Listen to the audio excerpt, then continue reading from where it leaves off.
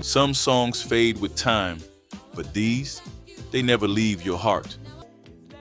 From MaryJBlige's Real Love to Marvin Gaye's Call for Peace, these are the voices, the grooves, and the moments that defined generations. This is 12 R&B soul songs we'll never forget. Let's take it back to when soul meant something real.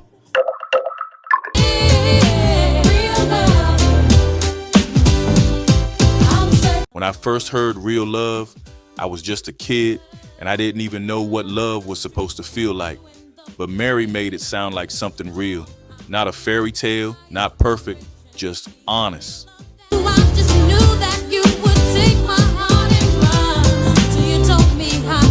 In 1992, hip-hop was booming, R&B was evolving, and MaryJBlige stood right in the middle of it all. She gave pain a melody and strength a rhythm.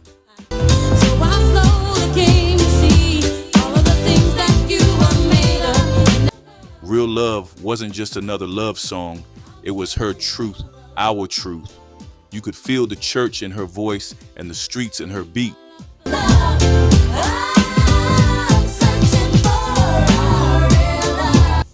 That record hit #1 on the R&B chart and went top 10 on the pop chart. But beyond numbers, it was the song that defined what we now call hip-hop soul. Mary didn't just sing about love, she sang about surviving it.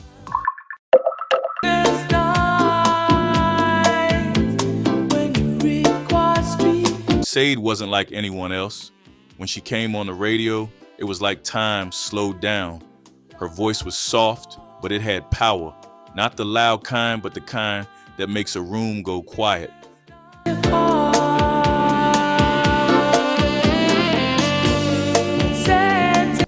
Smooth Operator felt like a late-night drive through the city, saxophone lines melting into that silky groove. It was elegance, mystery, and control all wrapped in one.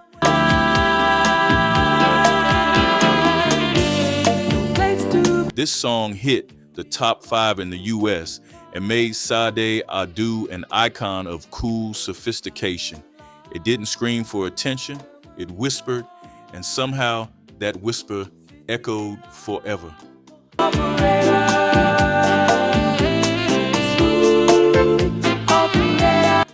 Even now, when you hear that opening line, "He's laughing with another girl," it feels cinematic, like stepping into another world.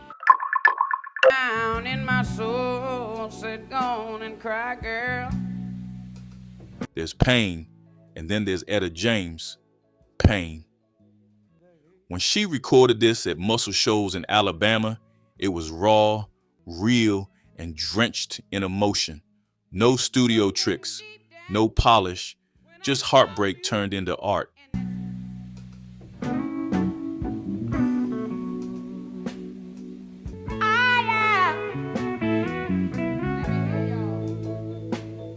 You can hear the trembling in her voice. That moment when she sings, "Something told me it was over," still gives me chills every time. It's not just heartbreak, it's surrender.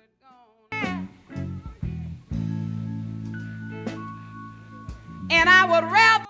Etta didn't hit big chart numbers with this one back then, but it grew over time, becoming one of the most powerful soul performances ever captured. It's the sound of love walking away and the silence that follows.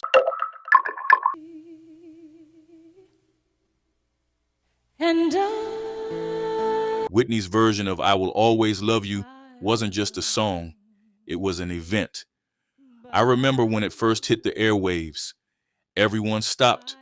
Her voice, that opening a cappella line, it felt like she was singing directly to your soul. Love you. Originally written and recorded by Dolly Parton, Whitney transformed it into something else entirely. Gospel, pop, and soul all at once. It spent 14 weeks at #1 on the Billboard Hot 100 and became the best-selling single by a female artist at that time.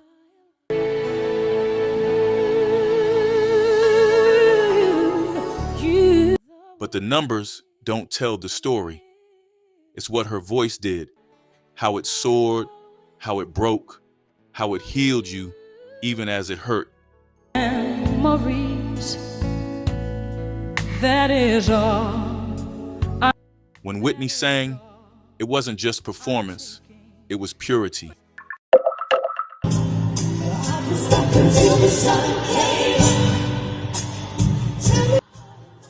I remember the first time I heard Adore.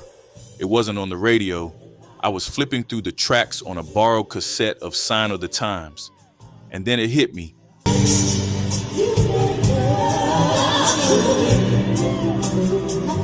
No drums for the first half, just Prince. His voice, his keys, the slow, sensual rhythm of his fingers pressing those piano notes. It was like he was speaking directly into your ear.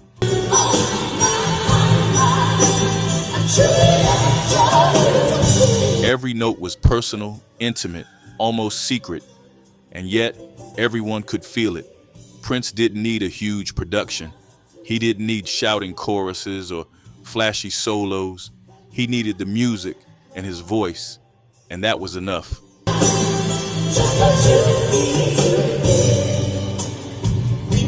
Every time I hear Adore, it's like stepping into a church of love, a quiet, private sermon delivered in velvet.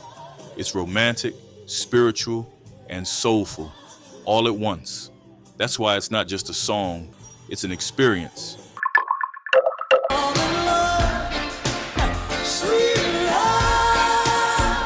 Anita Baker had a way of making love sound alive, not just something you read about in a book. Sweet Love came out in 1986, and I remember feeling older, wiser, just listening.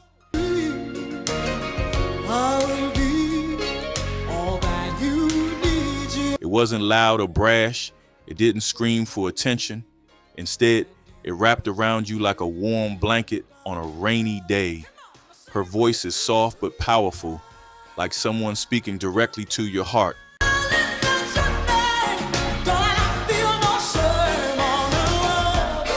Every note breathes, every phrase matters. It was no wonder it won a Grammy. And yet, it wasn't just about awards.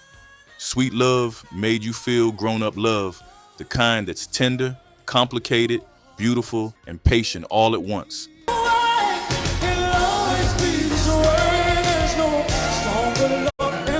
That record taught me, and everyone listening, that R&B could be luxurious without being shallow, deep without being complicated.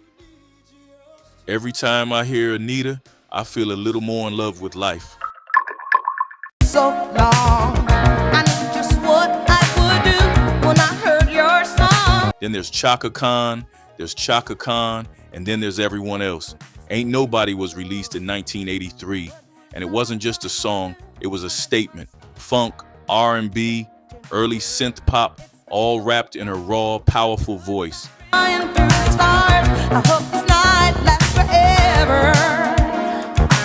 The first time I heard it, I couldn't sit still. You just couldn't.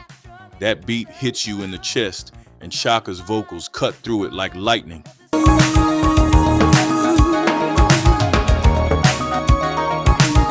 It was futuristic in 1983, yet timeless now. And it didn't just win a Grammy. It changed the way we thought about R&B. It could be danceable, funky, smooth, and powerful all at the same time. Can't believe I'm the one, I was so lonely. Every time that bass line drops, every time her voice hits that high note, you feel alive. That's the magic of Chaka Khan. She didn't just sing, she commanded.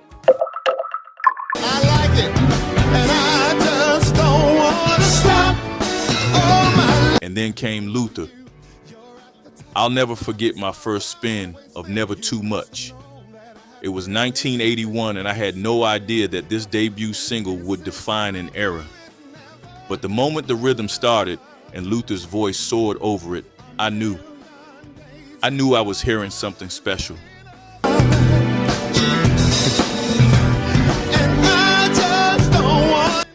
Luther's voice is like silk, warm, smooth, rich, comforting.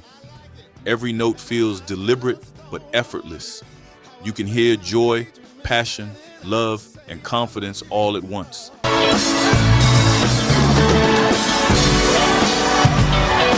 Never Too Much is a celebration, a party, a love letter, and a dance floor anthem rolled into one. And even decades later, it doesn't age. I don't know today, looked at your picture just to get me started. The groove is timeless, the feeling is eternal. When you hear Luther sing "You're Just Too Much," it's more than a lyric, it's an embrace.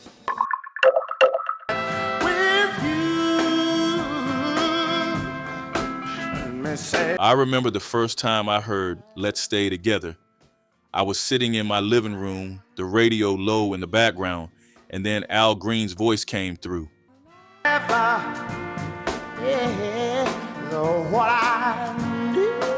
It wasn't just singing, it was like he was speaking directly to your heart. Smooth, warm, almost spiritual. You could feel the sincerity in every word. "I'm so in love with you," he sang, and I believed it.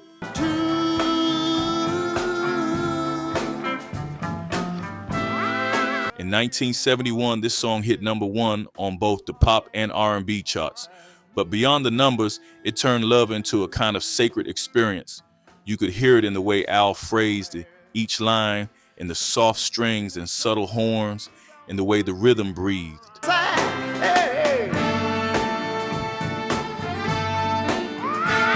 Listening to this record, you understood why love, hope, and music were inseparable. "Let's Stay Together" wasn't just a song, it was a promise. 13-month-old baby. Then came Stevie Wonder. The first time I heard Superstition, I felt it hit me in the chest. That clavinet riff, sharp, funky, unstoppable, is like it commands your body before your mind even realizes it.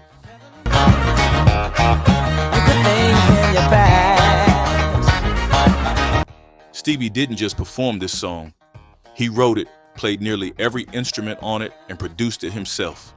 It hit #1 on both the pop and R&B charts. But more than that, it was a statement.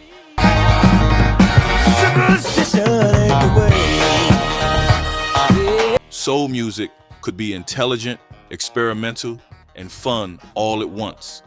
The groove, the fire, the rhythm. It's impossible not to move when Stevie starts, and you can feel the genius in every note. Do all that you can. Even decades later, Superstition is still a masterclass in how R&B can push boundaries while staying irresistibly human. Yes, I'm just uptight. And I'm stuck like a man. I'll never forget hearing Aretha Franklin for the first time. It wasn't on purpose. The record was just playing somewhere, and suddenly, she was there.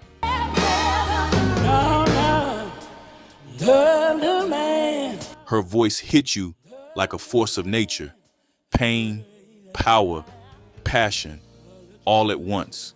I Never Loved a Man, The Way I Love You was her breakout. Her first #1 on the R&B charts, and it was the moment she became the queen of soul. But I was so wrong. Listening to it, you could feel the story in every note. You felt every struggle, every heartbreak, every triumph. Don't you never say we're through. 'Cause I ain't never. It wasn't just a performance, it was a declaration. The world suddenly understood that soul music could be unapologetic, real, and revolutionary, all at the same time. Oh, it's not an answer for only love. And then Marvin Gaye. When What's Going On came out, it wasn't just a song. It was a mirror held up to the world. Vietnam, civil unrest, poverty. Marvin took it all and he turned it into something beautiful, haunting, and essential.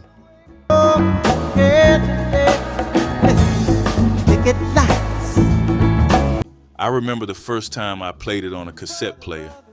The saxophone intro, the soft drums, the gentle voice asking, "Mother, mother, there's too many of you crying." What's going on? Hey, what's going on? And you felt it. The weight of the world, the hope, the pain, all of it carried in a melody so perfect it almost didn't seem real. It hit number 2 on the R&B charts, but that doesn't even come close to describing its impact.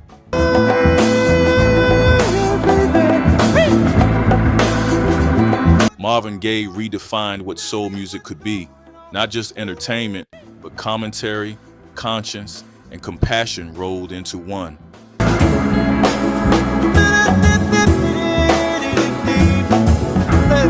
When Marvin sang, the whole world listened, and even now, decades later, his message still resonates, still moves, still teaches.